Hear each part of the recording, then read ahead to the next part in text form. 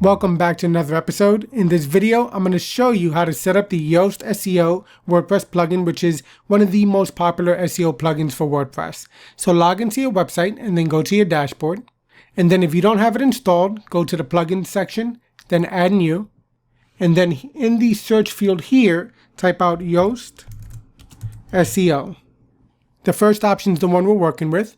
I already have it installed and activated, but if you don't have it installed yet, click the Install Now button and then activate it. And then you can see that it's active on over 1 million plus installations, is extremely popular, and is well maintained. Once you have it activated, you have two locations that you can access the settings and various tools. In the admin toolbar on top, you have this icon here, and then you have the keyword research that takes you to external tools that you could use to identify what keywords you're going to focus on and trending topics. And then you have the SEO settings section that you could access the various parts of the Yoast SEO plugin. In the admin sidebar, you have the icon with the SEO link over here as well that gives you access to your various settings. So if you click on the link over here, it'll take you to your dashboard. This is where you'll be notified if there's any problems with your website in terms of SEO, and you'll get some notifications here. The general tab, we're going to bypass this because I'm walking you through the entire process of setting this up. This is a configuration wizard that can also walk you through. Let's go to the features section. This is extremely important. You want to make sure that these are all enabled. So the first one, readability analysis, this gives you a meta box that'll help you to see if your content is readable. And that's important for your users and for the search engines as well. So you definitely want to keep this enabled. For the keyword analysis, you want to leave this enabled also because this will help you to identify if you're putting your focus keywords in the appropriate amount of times in your content. You don't want to have your keywords in there too many times because that can be seen as keyword stuffing, but you also don't want to have it in too little times because then it might not send the right signal. So you want to, gauge if you're using the appropriate amount of keywords in your content. The next one is the advanced settings. So the advanced settings, when it's enabled, you have access to more of these links over here in the plugin settings page. So if you disable this and then you save changes, these links will go away. You see now you only have access to just the first two right there. So we're going to enable that again, save changes, and now you see they're back. All right, so the onpage.org, this is a good one to have enabled because you want to make sure that your site is indexable by the search engines. So onpage.org will scan your website daily to make sure there's no problems with indexing it. And then if there's an issue, they'll send you a notice. So that's good to have. And then the admin bar menu, that's this option right here. It gives you this icon in the admin bar on top. So you want to leave that enabled so you have access to that.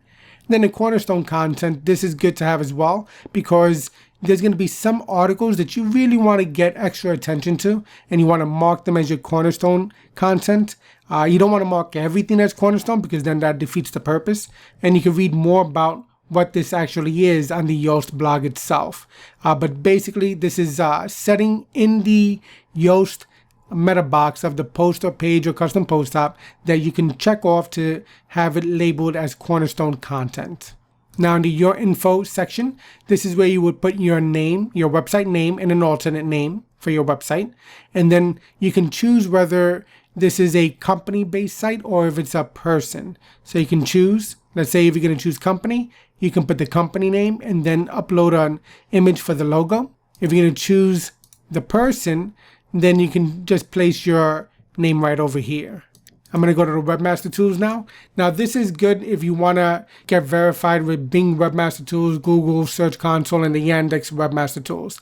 These Webmaster Tools and Search Console, they're very good for you to enable because you'll be able to see if there's any errors or any issues that the search engines themselves find with your website. So you definitely want to set those up. So you would set them up by either doing it by visiting their dedicated sites, or you can just click on the link there, sign in, and then start getting your verification code meta value that you will place right here in this field. And the same thing for the Google Search Console. you would be taken to a sign-in page. You will log in, and then you would get the verification code for that. And same thing for your index. Now for security, I leave this disabled. And the reason is because if you have more than one author on a blog, you don't want to have every author having the ability to mess around with the advanced settings in the Yoast SEO meta box. So you should disable it for everyone other than administrators. By default, administrators will be able to, work with the advanced settings of the meta box. So just make sure this is disabled, and then make sure you save your changes. Now the next section is the titles and meta. Now this is the separator that's going to be in the title. So if you look up here, you see Bing and then dash Webmaster Tools. So this is the separator. You could choose a different style, whichever one works well for you. And we'll move on to the home page. The type of home page layout you have will determine what you see here. If you have a static front page, this is what you're going to see. This theme that I'm working with, I have a static front page. So you'll be able to edit the front page and the blog page itself, the title and the description meta tags in this area here. So you get the Yoast meta box right here. You can edit the snippet. You can put in an appropriate slug, and then the meta description for the home page itself, the front page. And then you can put in a focus keyword if you want. We'll cover this more in the post and pages section. But what's important is the slug and the meta description for here. I'll put this now to your latest posts, and then I'll save changes. And let me show you the difference. We'll go here to the SEO plugin, titles and metas. And then we'll go to the home page, and now you see we have this option presented. So now this is the title template where we have the site name, the page, a separator, and site description itself. And then the meta description template. You can play around with this right here. You can get some more information in the help center, and you can see some of the basic variables that they're using for this. The default settings tend to be, what works well. Go to the post types next. We can click on this one.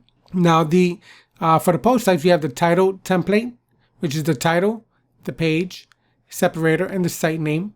And then you have the meta description template right here. Then you have the meta robots, leave that enabled, hide the date and snippet preview, and then make sure that your Yoast SEO meta box is set to show. One point to note is that you're going to want to leave the meta description template blank over here. You could put in a different variable if you want, and you can again take a look at the variables over here. Sometimes people want to put in an excerpt or something, but I recommend, and most will recommend, that you leave this blank, this field blank. And it's the same for the post and the pages and the media as well. If you make any changes, save them there, and then we'll move on to the taxonomies. And these are for categories and tags, and for the format. These are for the post formats. You can see you have the title template here, the meta description template, meta robots to index and show the meta box, and the same thing for the tags. And if you want to take a quick look at these now, we can go to the post section, categories. I'll open it up in a new tab, and then we'll click on a category here. And besides having your basic settings area here, you also have the Yoast meta box right here that you can edit the slug. You can edit the meta description, and you can fine tune it with this section here. And I'll go over these locations when we go over the post and pages section. So now we're going to go to the archives. Now in the archives, if you're going to be the only blogger on your website, then I recommend you disable this feature right here, because this can cause you duplicate content issues, because the blog roll page and your author archives page will feature the same content. So you're going to want to disable this one. Just click on disable, and then you'll lose the other options down below. But if you do have it enabled, if you have multiple bloggers, then this is what you'll have. You have the title template with the name, the author at, site name, and then the page, and then the description, and then the meta robots if you want it to be indexed or not, and then date archive settings and meta robots. By default, these special pages, the search pages and the 404 pages, will be no indexed because they're really not necessary to be indexed by the search engine. So by default, they're set to no index. And now we'll go to other, and this is site-wide meta settings. If you want to have your secondary pages for the archives be indexed, leave these to the default settings. If you want to no index the page 2 of the archive pages, you could just click on no index right here. And then if you want to use meta keyword tags, by default is disabled, and that's because the keywords are no longer a ranking factor for Google and the major search engines in terms of the meta keywords. Some SEOs will still use it, but for the vast majority of people, it doesn't make sense. It's not considered a ranking factor anymore. And then if you don't want to have the DMOZ description displayed by the search engines, you can enable this or keep it disabled if you want. If you make changes, just save them. And then we'll move on to the social section now. And this is the social section. Here's pretty self-explanatory. You would put your social media URLs here with your handles. Make sure you have your actual handle in there. I see sometimes people forget to do that and they'll just put facebook.com and then that's just going to take them to Facebook. That wouldn't be useful to you. So make sure you put those. And for the Twitter one, just put in your username, not the actual full URL. For Facebook, this is one of those pages that's going to be dependent on how your website is laid out for the front page. So this is going to be what you see if you have a blog roll style front page. So you want to enable this for the open graph metadata. And then you're going to be able to upload an image URL, put in the title, a description. And then if you want to have a default image URL, you would upload that here. If you want to have Facebook Insights and admins, you would need to enable that in this section here. You would add Facebook admin. And then if you have an app, you would put the app ID in this location. But if you have it set to the settings readings, and we'll put this back to a static page, and then we go back to the settings and social, and then go back to Facebook. Now you see you only have the upload image right here for the default settings. And then you still have the Facebook Insights and admins. So it's really dependent on if you have a static front page or if you have a blog roll style front page. So let's move on to the Twitter tab. So this is basic. It's just going to be enabled. By default, you should have it enabled. And the default card type, you can choose a summary or you can choose a summary with a large image. So choose which option you like better. I like the large image option because it makes it stand out more within Twitter itself. So you would just click on this one right here and then save your changes. And then for Pinterest, if you can place the meta tag here to confirm your site with Pinterest. So you would click on this link right here, and then you would confirm your site with the code that they give you to be placed, and then save your changes. And for Google+, if you have a page for your business, you would paste the URL here, and then from your page on Google+, you will link back to your site. All right, so now we'll go to the XML Sitemaps section. This is a very important section. By default, this is enabled, and you want it to be enabled. What this is going to do is make it easy for you to let the search engines know every time you create a new piece of content. An XML sitemap is what the search engines use, and then they'll be able to be identified when you have a new post, a new page, or something new on your site. So this is a good feature to have enabled. Now for the user sitemap, I just recommend leaving it disabled. You don't want to have it, enabled. This is something you'll find is recommended by a lot of people configuring the Yoast SEO plugin. If you enable it, what's going to happen is you'll get a sitemap that contains all the author archived URLs for each user on your site. So it doesn't make sense to have this enabled, so I like to leave it disabled. Now for post type, you can choose whether or not you want the post types to be in the sitemap. I leave the post and pages in the sitemap itself, and then for the media attachments, I leave it not in the sitemap. There's no reason for the sitemap to have the media attachment. So if you make any changes, just save it. And then for excluded posts, what I recommend over here is if you want to exclude a post, you would do so by the ID. So if there's one in particular that's a private post that you don't want to have inserted into the XML sitemap, you would go to that particular post. So I'll demonstrate that now. And I'll just go to this one right here. I'll go to edit it. If you look up here in the URL bar, you have the post equals, and then that number right after the equal sign, that is the post ID. You would just double click on that ID, copy it, and then you'll go back to your SEO sitemaps and then go to Excluded Post, and you will paste that page ID right there. And if you have more than one, you would comma separate them and then save your changes. Now for taxonomies, this is if you want your categories and tags and formats to be, the post formats to be included in your sitemap. You can choose that option right here. Okay, so now let's move on to the advanced section.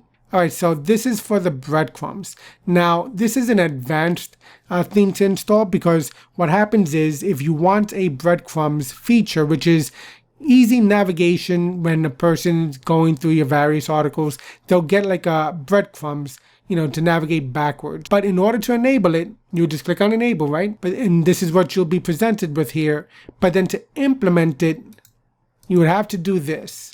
You would have to take this snippet of code and you would put it in your single.php file or your page.php file, or at the very end of your header.php file. So this is PHP. It's not that hard to do. It's not that hard to work with. But if you're not familiar with this and if you don't want to take the risk, then just don't use this feature. Let's go back here, disable this feature, and you won't have the breadcrumbs. I'm just gonna X out of that one. All right, so for the permalinks, you will click on the permalinks tab here, and then you can choose to remove the category from the permalink structure. I leave it there because you might run into conflicts with other URLs if you forget that you named, one article something that can be named the same thing that's in a category. So you don't want to run into that issue. So I tend to just keep it enabled. And then for the attachment URLs, sometimes you want a person to click on an image on the blog post and be taken to a descriptive page of that image. And sometimes you don't. So if you want it to be redirected to the post where a person won't be presented with the descriptive page, you would just click on redirect. If you don't want to redirect, you would just click no redirect, and they'll be given that description page for the attachment. Now for cleanup permalinks, this is an important thing to consider.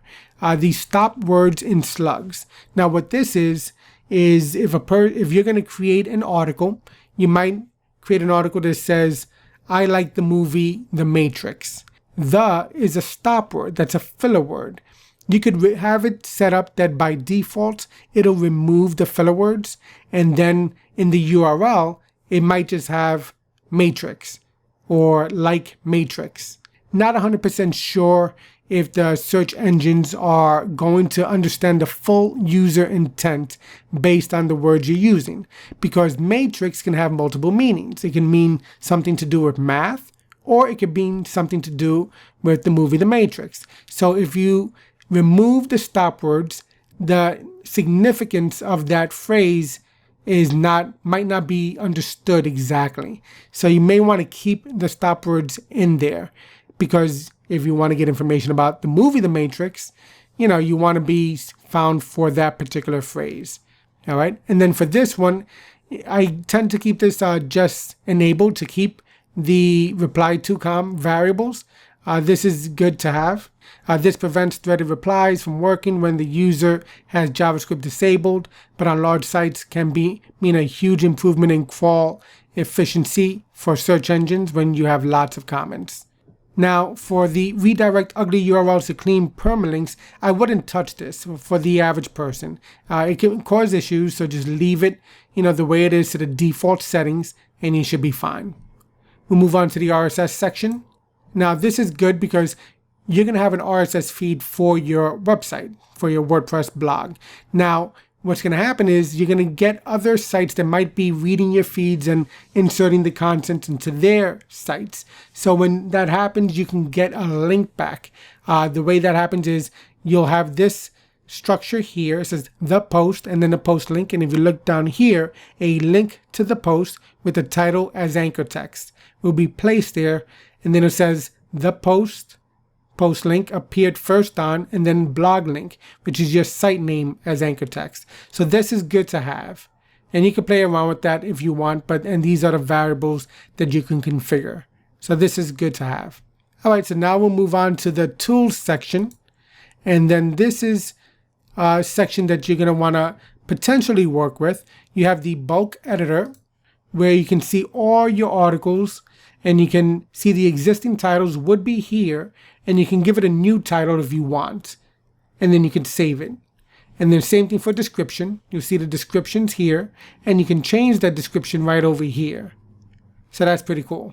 And then you have the file editor. This is advanced. So if you're not familiar with how to work with the robots.txt file or an htaccess file, disregard this section completely. But if you are familiar, this is what you could use to work with those files. And now you have the import and export tools here. Now, if you want to import your settings from another site, let's say you already exported your Yoast SEO settings, you can import that file here, and it'll just make the setting up of that particular site much faster when it comes to the SEO settings. So you just choose a file and then import them. Or you can export your settings. Let's say this is your first time setting it up, and now you have another site you want to set up the Yoast SEO plugin on. You can export your settings here and save it, and then import it to the other site. Now, if you're coming from another SEO plugin, you could also import using this section over here. So that's pretty cool. So that's the overview of the tools section. Now let's go to the search console. If you want to have the Yoast SEO plugin fetch your Google Search Console information, you have to enter your authorization code here. So you click on this button here to get an authorization code. You get a pop-up, and then you would get an authorization code that you would place in this location right here, and then you would authenticate. If you want to learn more about it, you can click on their link over here that gives you more detailed descriptions of that process. So that's the settings area right here. Now let me show you the posts. We're going to go to the post section, and I'm going to show you how to work with the plugin inside of an actual post. All right, so from here, you're going to notice a couple of things. One, I have a green mark over here telling me that this page is good for the keyword. And then you also have this section over here that tells you the readability of this post needs improvement, but the SEO is good. So this is telling me that the SEO keyword itself for Yoast, because I put that as a keyword to focus on here, is good in terms of its density. So this is not good in terms of the readability because I have lorem ipsum, which obviously is not something you would typically find on a website. This is just for demonstration purposes. But I have my title, and I have the keyword Yoast in there, and it could be a phrase, and you can focus on that. But we're going to look down here now to the meta box itself. So this is where you would edit the snippet. You can edit the slug itself, and the more information you put here, this would get, turned to green. And then the meta description here, you would fill out the description of the article itself. And this is what's displayed within the search engines. So you'll get the title in the search engine like this, and then you'll see that you get the description right here. So you want to make sure that you have it in the green section as well. So that way you have enough content there to capture the person's attention with the right title. And then you would be able to also see that you have the keyword focus area right here. So you put in the keyword that you want to focus on, and then it'll let you know if it's in there the appropriate amount of times. So if I take out a couple of these Yoast things there, Yoast words, go down now, I have it less times. So now you see this turn to orange and this turn to orange. So this lets you know if you have it in too little times or too many times. Now I'm going to take it and I'm going to put it in a couple of times. And now it's in the red mark because now it's in there too much. You're going to see down here in the keyword density is 4.8%, which is over the advised 2.5% maximum for the focus keyword, which was found in this case 7 times. So you definitely want to monitor this section because you don't want to run into the risk of keyword stuffing. And you also want to make sure that you have it in just enough times to register with the search engines. Now, in terms of the text, only contains 146 words.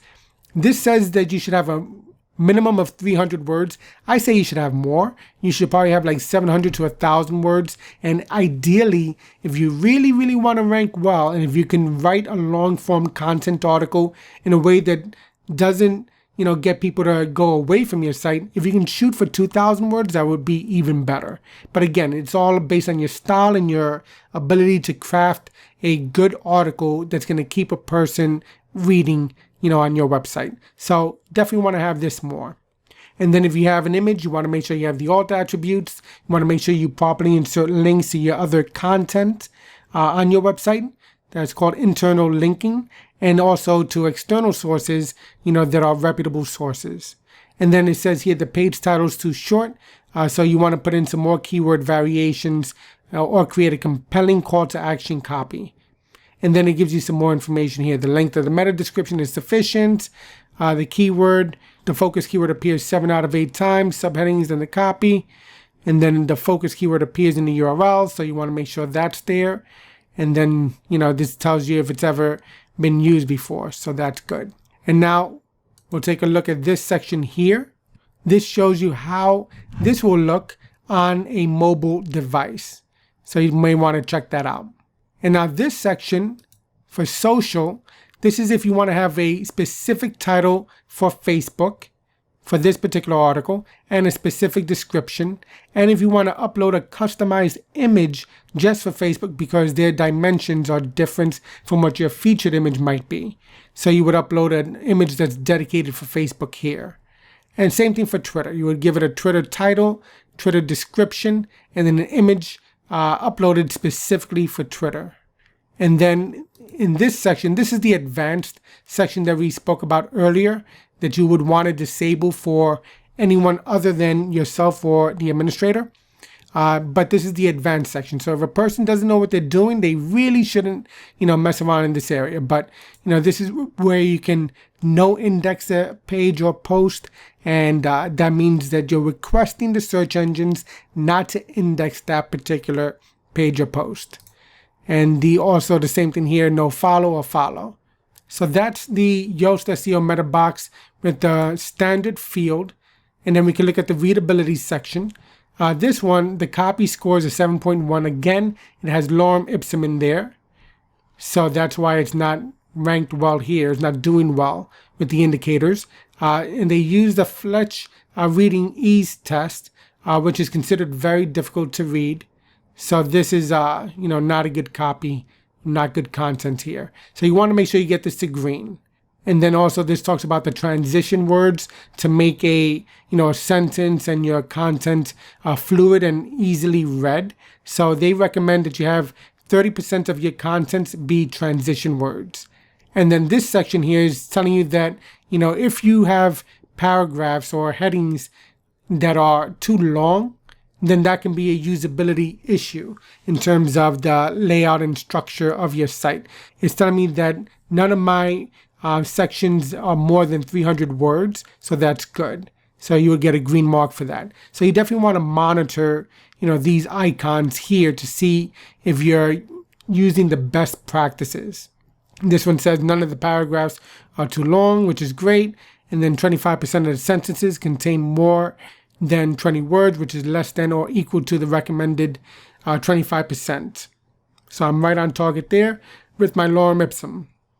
And then 0% of the sentences contain passive voice, which is less than or equal to the recommended maximum 10%. Again, this is lorem ipsum, so obviously this is not going to be judged properly, but definitely check it out on your website. Check out the readability. You'll see the markers over here, and then check out the keyword, your focus keyword, and make sure that it's inserted just the right amount of times. And you're also going to see here the readability and the SEO notification section. So check that out. So that's pretty much it. That's an overview of the Yoast SEO plugin. It's very easy to use. Spend some time with it. Go over the settings page, look at the dashboard, see if you have any issues. Go to your features, make sure they're all enabled. Make sure you input your info, your website info. If you're going to connect to the Webmaster Tools, do so here. Make sure you have this disabled. In the titles and metas, choose a separator. Choose the title and description for your home page and front page.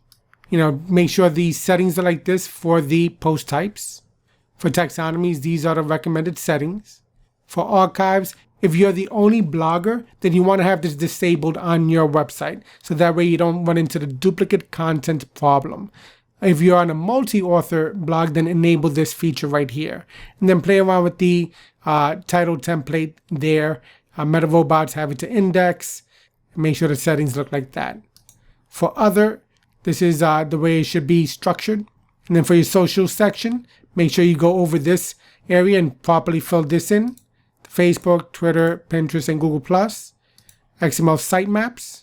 Make sure you're enabled for the XML Sitemaps. For user sitemap, just keep it disabled. For the post types, you want to have the post and pages in the sitemap and don't include the media in the sitemap. And then any excluded post, you will just put the post ID right there. And then for the taxonomies. For the advanced, we have the breadcrumbs. Keep it disabled if you're not going to be inputting the code that Yoast gives you into those specific files. For permalinks, you're going to want to have this structure right here. And then for the RSS, this is good. This is the default right there. And then for tools, this is where you access the bulk editor, the file editor, and the import-export settings. And this is the search console.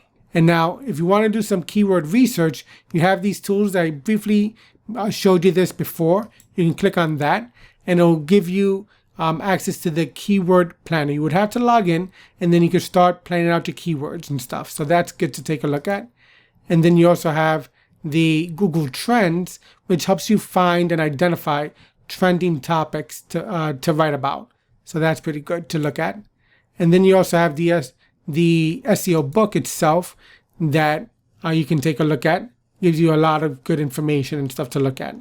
All right, so that's the overview of the Yoast SEO plugin and how to configure it. Hopefully you found this episode helpful. I wanted to show you a step-by-step run-through of how to configure the Yoast SEO WordPress plugin. If you enjoyed this episode, give it a thumbs up and don't forget to subscribe because I'll give you more tips and tricks on how to properly set up and manage your WordPress-powered website. Give it a thumbs up and subscribe. I'll see you next time. Take care.